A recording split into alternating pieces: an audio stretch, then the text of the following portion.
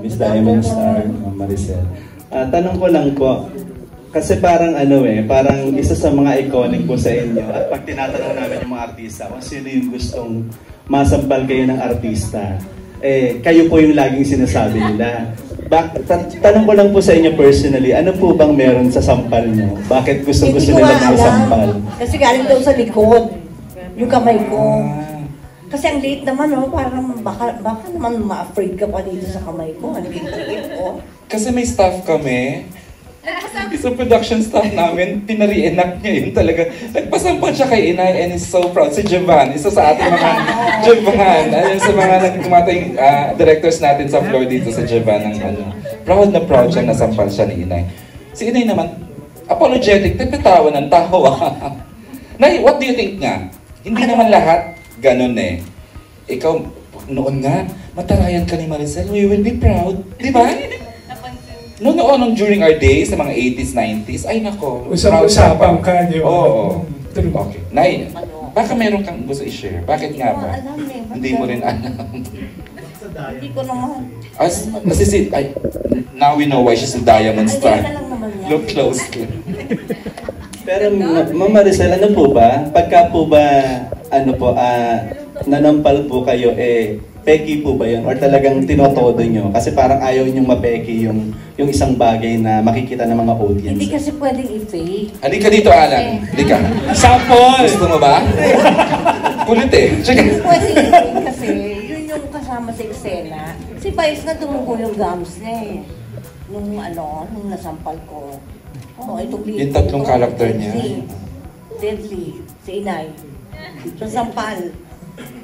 Pero meron po ba kayong nasampal na nagdugo or parang talagang nasaktan? Mangyayari right now. Halika, Alan. It's an honor. Sample. Sample to. Alright. Okay. Yung second question ko po para dun sa 4 girls. Ay, salamat. Talagang. Tanong ko lang sa 4 girls. Yeah. Kasi parang yung apat, tanong ko lang. Parang, syempre before nyong maka-eksena si Miss Maricel Soriano, kumbaga syempre kabado kayo, di ba, intimidated kayo.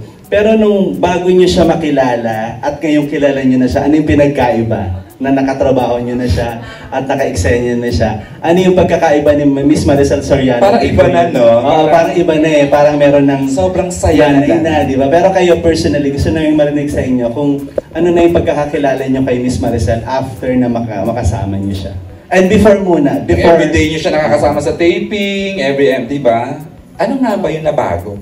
Ako po, first time ko po talaga naka-work si Nay Maria. So, nung umpisa po, takot na takot ako sa kanya. As in, feeling ko bawal magkamali kapag siya yung ka-eksena. So, iba po yung pressure talaga. Pero nung nakilala ko na po siya, nung bumati pa lang ako nung umaga, yun na agad yung sinabi, anak, huwag kang kakabahan, sasabayan mo lang ako, ganyan. Tapos, sinabi ko rin agad sa kanya nung eksena na, kinakabahan ako, hindi umabot yung luha ko, sorry po. As in, gumanon na agad ako. Kasi yung eksena parang may kadugtong-kadugtong pa, so parang hindi agad dapat umiyak. So, doon ako kinabahan na baka hindi ako umabot. Tapos, si Inay, niyakap niya talaga ako. Tapos, every cut, niyayakap ako ni Inay. So, parang pinafeel niya talaga na huwag kayong kakabahan, ako lang to, kumbaga sabay lang tayong mag-e-eksena, ganyan. As in, lagi niyang sinasabi yun. So, yun ang motivation mo now after the succeeding taping days na parang, ganito siya, opo, dynamic niya to. Opo, sobrang sweet po ni Inay Maria. Pero, magdi-deliver ka sa scene. Ay, opo, huwag kang papalpak, nakakahiya talaga. Alex, ako is napaka-powerful din itong actress na to. Ako naman po, parang lahat naman po kami talagang iba yung kaba. Like na mamawis kamay, malamig. Seryoso? Saka alam po ng buong staff na kada bago mag-taping, nagtatanong na ako, bukas na po ba yun? Kailangan po i-mentally prepare, kailangan makatulog ako ng maayos. Tapos nung dumating na po ako sa set, sinabi po nung staff namin na Inay, kinakabahan si Alexa. Tapos binasag po niya agad yung kaba ko. She turned it into something very light. Actually, sa akin din po sinabi ni Inay na huwag ka magpa-intimidate kahit kanino.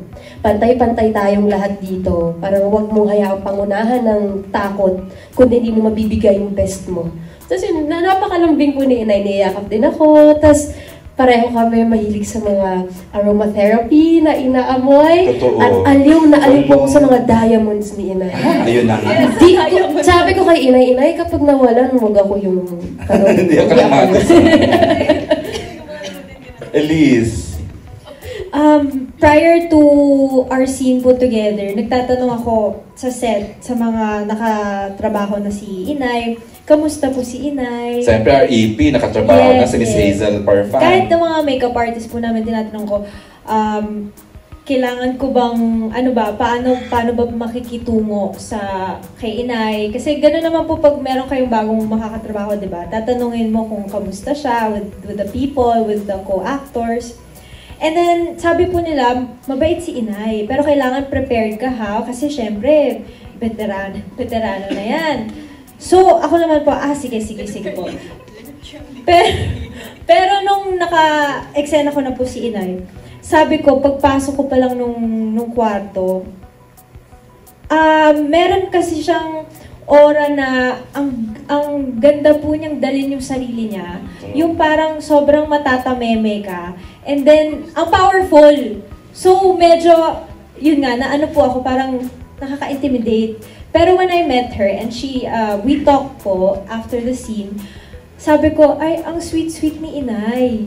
Yung pagka-powerful niya, pag na-meet mo siya or pag nakita niyo siya from afar, yun naman yung kinabaliktaran kapag nakilala niyo na po siya. Very sweet po siya, very maalaga. Parang nanay talaga yung yung dating niya. So, parang sabi ko, someday I wanna be like that. Yung powerful ka, pero pag nakilala ka na, very warm. Totoo yan. Binavalidate naman talaga ni Elise yung mga nararamdaman nating lahat when it comes to yung ganun nasa starstruck tayo kay Maricel, na powerful talaga siya. Yung talagang medyo intimidating sa una, pero the moment she welcomes you and niyakap ka na niya, wala na, tunaw ka na. Na alam mo palang, innate sa kanya yung kagandahan ng puso niya. Loisa. Sa akin po ang masishare ko, nung first day taping po namin ni Inay, nagto-throw lines pa lang po kami ng linya. Bumabanat siya ng mga comedy na joke niya. So tawang-tawa po talaga ako. Hindi ko ina-expect kung makikipag-banter ba ako ng joke sa kanya. Yung ganun kasi baka, close ba tayo? Makikibana? Parang ganyan. Pero nung tumagal-tagal na yung taping, nakakatuwa po kasi ang, mic check? Kasi po yung...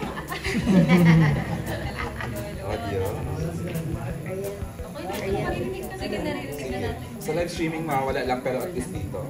Go ahead na. Si Inay po kasi nung nagkasama po kami sa Excel. Di ba? Nung nagkasama po kami ni Inay sa Excel, puro drama. Ayan na. Puro drama po kasi talaga halos yung kinukunan po namin ni Inay na Excel. Ang hirap nun, tapos nagka-crack siya ng jokes. Pero ayun, doon ako napapabilib na pag sinabing action, ang galing niya, wait lang ako din, dapat makapasok na rin ako sa character ko. Kasi siya, ang bilis po talaga. Yun din yung isa kong hinahangaan kay Inay. Bakit? Ay, sorry. Ayun po, hanggang sa ngayon, habang nagkaka-eksena po kami, komportable na po talaga. Wala na yung takot. Opo, at totoong maalaga po talaga si Inay sa amin. Magbibigay ng mga advice, na pang sa amin na lang, pang girls. Ganyan po. Nice. Ayun lang po. Lan? Okay na po. Thank you. Akala ko papasample tayo. Thank you po, Ma'am Maricel. Thank you, Alan. Who else is, we're down to our last 3 siguro. Yes, kasi partner. tinram lang natin yung 4. Yeah, our next question will come from Pink Shason of Hi, si Pink ng Pep PH. Hi, Pink. Hi, good evening po. Nabanggit po nila yung experience nila sa inyo sa set na kapag action talagang bongga-buhagan yung acting ninyo. Kayo po ba, naalala niyo po ba nung pagkabata ninyo, may time po ba na kayo naman naka-experience na natarayan ng director or any experience na tumatak sa inyo na mas nakatulong sa inyo na magaling na actress po? Ay, oo, meron ganyan. Meron ka rin. Oo. Kahit na at 6, Isma. advance ka na mag-isip. Ismael Bernal. Director. Oo. Kasi gusto niya perfect. Hindi pwede sa kanya yung good lang. Kailangan perfect. Kailangan marinig mo yung cut perfect, very good, thank you. Oh my Ganon. God. Oo. Ano pong pelikula ito? Galaw-gaw. Comedy pa? Ano, may lagnat ako eh. 40 yung lagnat ko, pero pumunta ako sa set, late ako ng 10 minutes. Ano ba sabi niya sa inyo? Nagalit pa. Hindi pwede tayo nalilate, hindi in-explain niya. Pero naintindihan ko. Tsaka maganda explanation kasi yung mga tao na yan, hindi pa yan. Kayo, sasakay na lang kayo sa kotse ninyo. Yung mga crew, yan, ang dami pa nilang gagawin. Pero totoo naman talaga. Kaya hindi ka pwedeng malate. Ishmael Bernal pala ng Yes, answer. bongga Mabuti po. nga hindi ako nabato ng magic flying chair. Correct. Ay, ganun nangyari. Oo.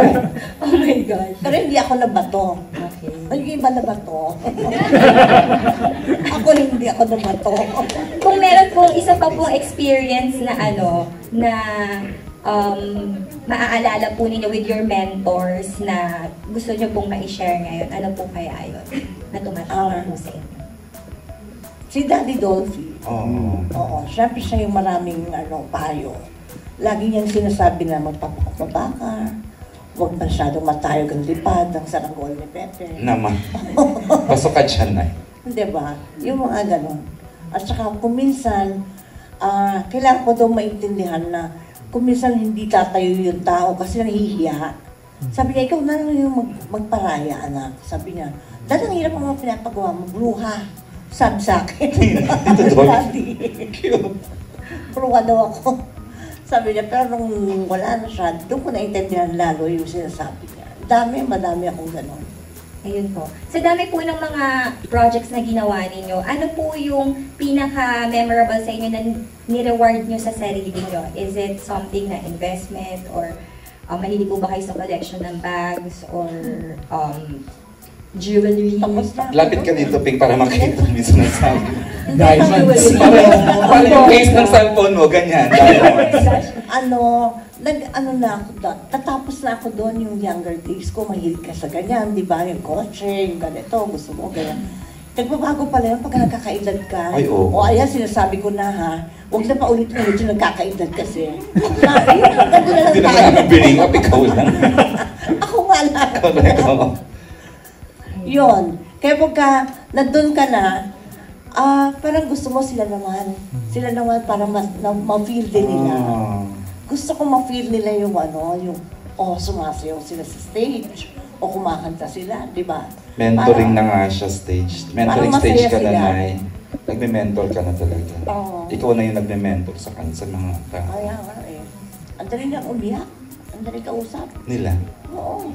Ayun po. Ako ba last question po. Siguro saan nyo na lang po kinukuha or hinuhugot yung peace of mind na meron kayo ngayon? Kasi kanina nabanggit nyo pa nga po, tanggap nyo po nung bata pa lang kayo yung lahat po ng pinagdaanan ninyo. Ang galing po na proseso po nyo yun, even if, ang hirap din po kasi ng showbiz po, di ba po? Oo, mahirap. Buti kasi wala akong ADHD o sa katawan. Dama mo, Pink, na she's very much at peace with her career, family life. So, parang naidaman namin kung gaano ka, yung ganang aura mo. Oo, talaga. Going back to the question. Saan po yung hinuhugot yun? Yung ganong peace of mind? Kasi masaya ako sa kinalalagyan ko ngayon. Yung happy ako na, nandito ba ako? Ganyan, kailangan pa nila ako. Yung ganon. Kasi may series, may comedy show, Correct. tapos may vlog pa na nakakaaliw. Yung vlog nyo nga po, ang bongga. Very Gen Z. Oo, di ba? Ang galing. Congratulations, Pan. Thank you. Thanks, Pink. Thanks, Pink. We're down to our last.